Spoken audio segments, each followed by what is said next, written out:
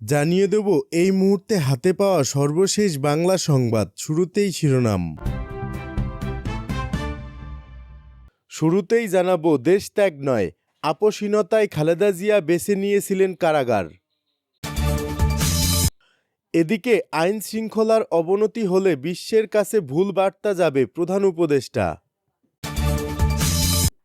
থাকছে রাজধানীবাসীর ঘুম হারাম করে দেব, গাজীপুরের সাবেক মেয়র জাহাঙ্গীর আলমের ফোনালাপ ফাঁস। এবং আওয়ামী লীগকে নিষিদ্ধে সরকার শীঘ্রই পদক্ষেপ নেবে বললেন উপদেষ্টা আসিফ। এতক্ষণ শুনছিলেন সংবাদ শিরোনাম, এখন থাকছে বিস্তারিত। রাজধানীবাসীর ঘুম হারাম করে দেব, গাজীপুরের সাবেক মেয়র জাহাঙ্গীর আলমের ফোনালাপ ফাঁস। ছাত্র জনতার আন্দোলনের তোপে পালিয়ে ভারতে আশ্রয় নিয়েছেন স্বৈরাচার শেখ হাসিনা। তবে মাঝে মধ্যেই সামনে আসছে স্বৈরাচার হাসিনা সহ দলটির নেতাদের একাধিক ফোনালাপ। এবার সামাজিক যোগাযোগ মাধ্যম ফেসবুকে ভাইরাল হয়েছে নেতাকর্মীদের সঙ্গে গাজীপুর সিটি কর্পোরেশনের সাবেক মেয়র জাহাঙ্গীর আলমের একটি ফোনালাপ। ফোন কলে জাহাঙ্গীর হুমকি দিয়ে বলেন, আমাদের সব টিম রেডি আছে, আমাদের সম্রাট ভাই এখানে আছেন, রাজধানীতে আমরা থাকতে চাই। আমাদের স্পষ্ট কথা, যে রাজধানীতে আমাদের মানুষ দিনে শান্তিতে ঘুরতে পারবে না, চলতে পারবে না, সেই রাজধানীর মানুষ রাতে ঘুমাতে পারবে না। আমাদের চূড়ান্ত সিদ্ধান্ত, যে রাজধানীতে আমরা দিনে থাকতে পারবো না, সেই রাজধানীর মানুষের ঘুম আল্লাহ দিবে না। আমরা সেইভাবে আমাদের তৈরি করে নিয়েছি। আপনারা চূড়ান্ত খেলার মধ্যে সবাইকে নিয়ে থাকবেন। আমাদের ইতিহাসে যেন আর থুথু না পড়ে। পদ বড় নয়, আদর্শ বড়। আপনারা যার যার ওয়ার্ড থেকে আলোচনা করেন, কর্মীদের বুঝিয়ে তাদের কৌশলগত ট্রেনিং দেন। প্রায় 6 মিনিটের ফোন কলে তিনি আরও বলেন, সব বিভাগ জেলার সাথে যোগাযোগ হয়েছে, সময় মতো মূল ব্যক্তিদের কাছে মেসেজটা চলে যাবে। আমরা সময় মতো বুঝিয়ে দিতে চাই আমরা কার সৈনিক, আমরা আমাদের কাজ চালিয়ে যাচ্ছি, আপনারা তার রেজাল্ট পাবেন। আওয়ামী লীগকে নিষিদ্ধের সিদ্ধান্ত আসছে আসিফ মাহমুদ। স্থানীয় সরকার, পল্লী উন্নয়ন ও সমবায় মন্ত্রণালয়ের উপদেষ্টা আসিফ মাহমুদ সজীব ভুঁইয়া বলেছেন, রাজনৈতিক দল হিসেবে আওয়ামী লীগকে নিষিদ্ধ করার ব্যাপারে বর্তমান সরকার শীঘ্রই পদক্ষেপ নেবে। এ প্রসঙ্গে তিনি বলেন, প্রথমত এটা অত্যন্ত ইতিবাচক যে আওয়ামী লীগ নিষিদ্ধ করার ব্যাপারে রাজনৈতিক দলগুলোর মধ্যেও এক ধরনের ঐক্যমত তৈরি হচ্ছে।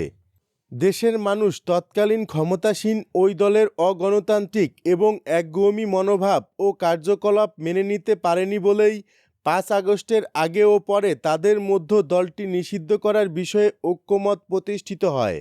রাজনৈতিক দল হিসেবে আওয়ামী লীগকে নিষিদ্ধ করার ব্যাপারে সরকার সহসাই কোনো পদক্ষেপ নিচ্ছে না কেন, এমন প্রশ্নের জবাবে তিনি আরও বলেন, আমি মনে করি সাধারণ মানুষ কিংবা রাজনৈতিক দল যে বা যারাই হোক না কেন, আমরা এদেশের জনগণকে রিপ্রেজেন্ট করি। ফলে 5 আগস্টের পর জনগণের যে আকাঙ্ক্ষা ও চাওয়ার জায়গা আছে, সেগুলো প্রাধান্য দেওয়াটাই আমাদের মূল লক্ষ্য হওয়া উচিত। সে জায়গা থেকে বিএনপির পক্ষ থেকে আওয়ামী লীগ নিষিদ্ধের যে দাবি উঠেছে, আমি বিষয়টিকে সাধুবাদ জানাতে চাই। অন্তর্বর্তী সরকারের যুব ও ক্রীড়া মন্ত্রণালয়ের উপদেষ্টা বলেন, বিচারিক প্রক্রিয়া ছাড়াও 4টি আইন রয়েছে যেখানে সরকার নির্বাহী আদেশে যে কোনো দলের বিরুদ্ধে ব্যবস্থা নিতে পারে। তবে এটার লিগ্যাল ফ্রেমওয়ার্কটা কী হবে, এ বিষয়ে সরকার এখনও সিদ্ধান্ত নেয়নি। উপদেষ্টা বলেন, বিচারিক প্রক্রিয়ায় স্বাভাবিকভাবেই জুলাই আগস্টের গণহত্যার সঙ্গে স্বৈরাচার আওয়ামী লীগের সম্পৃক্ততা প্রমাণিত হওয়ার কথা। সেক্ষেত্রে আওয়ামী লীগকে দলীয়ভাবে নিষিদ্ধ করা, নিবন্ধন বাতিল করা সহ যে কোনো ব্যবস্থা সরকার গ্রহণ করতে পারে। তবে বিষয়টি যেহেতু আইনের বাস্তবায়নের সঙ্গে যুক্ত, সেক্ষেত্রে সরকার প্রয়োজনীয় সব প্রক্রিয়া অনুসরণ করেই আওয়ামী লীগ নিষিদ্ধ করার বিষয়ে একটি চূড়ান্ত সিদ্ধান্তে আসবে। তিনি বলেন, আমি আশ্বস্ত করতে চাই, বাংলাদেশের জনগণের চাওয়া প্রতিফলন ঘটাতে সরকার এ ব্যাপারে দ্রুতই পদক্ষেপ নেবে।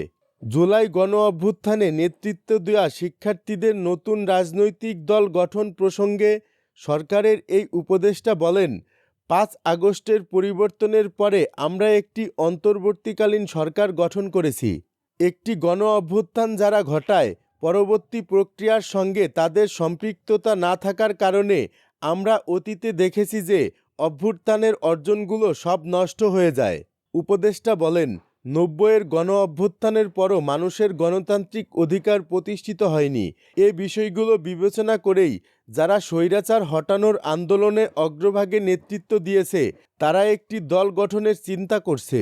তাছাড়া ৫ আগস্টের পর গণ অভ্যুত্থানে নেতৃত্ব দেয়া অনেকেই কোনো রাজনৈতিক ব্যানারে যায়নি।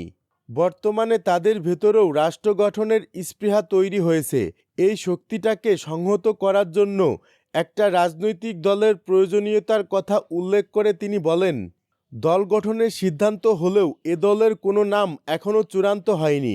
ফেব্রুয়ারির দ্বিতীয়ার্ধে নতুন দলটির আত্মপ্রকাশের বিষয়ে চিন্তা করা হচ্ছে বলেও এখন পর্যন্ত জানতে পেরেছি। ছাত্রদের নতুন দলে সরকারের কোনো প্রতিনিধি থাকবে কিনা এমন প্রশ্নের জবাবে আসিফ মাহমুদ বলেন, এ বিষয়ে চূড়ান্ত সিদ্ধান্ত হয়নি।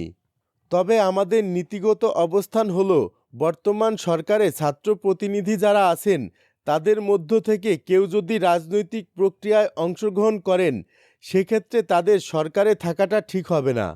কেউ যদি সেই প্রক্রিয়ার সঙ্গে যায় তো অবশ্যই সরকার থেকে পদত্যাগ করে তবেই সেখানে যাবে। কারণ এ সরকার একটি সুষ্ঠু ও নিরপেক্ষ নির্বাচন আয়োজন করার দায়িত্ব নিয়েছে। পাশাপাশি দেশের সংস্কার এবং ফ্যাসিবাদের বিচার কাজ শেষ করার দায়িত্বও তাদের উপর অর্পিত রয়েছে। সেক্ষেত্রে কোনো ধরনের কনফ্লিক্ট যেন তৈরি না হয় সে বিষয়ে সর্বোচ্চ সতর্ক থেকেই সকল সিদ্ধান্ত নেওয়া হবে।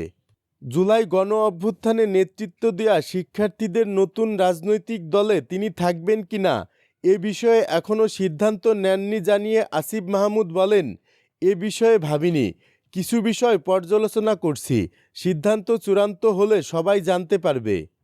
সরকার চায় সংস্কার, রাজনৈতিক দলগুলো চায় নির্বাচন। এক্ষেত্রে বিষয় দুটি সাংঘর্ষিক হয়ে যাচ্ছে কিনা এমন প্রশ্নের জবাবে এ উপদেষ্টা বলেন, না, মোটেই সাংঘর্ষিক নয়। এ বিষয়গুলোর পুরোটাই আমাদের সদিচ্ছার উপর নির্ভর করে।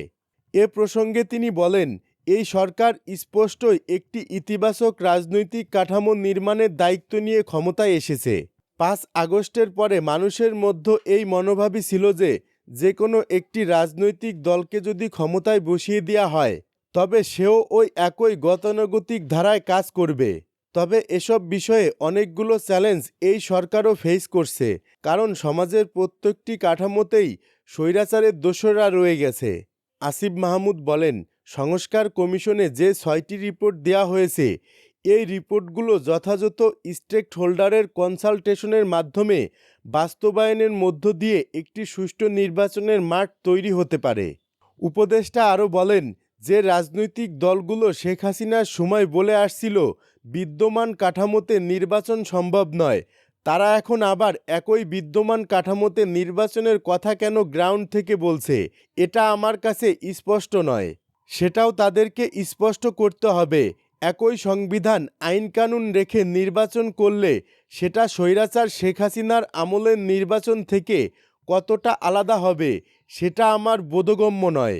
যুব ও ক্রীড়া মন্ত্রণালয়ের উপদেষ্টা বলেন, আমরা যদি সংস্কার ছাড়া নির্বাচন করে কোনো দলের হাতে ক্ষমতা দিয়ে দিই তাদের জন্য সরকার চালানো কঠিন হবে।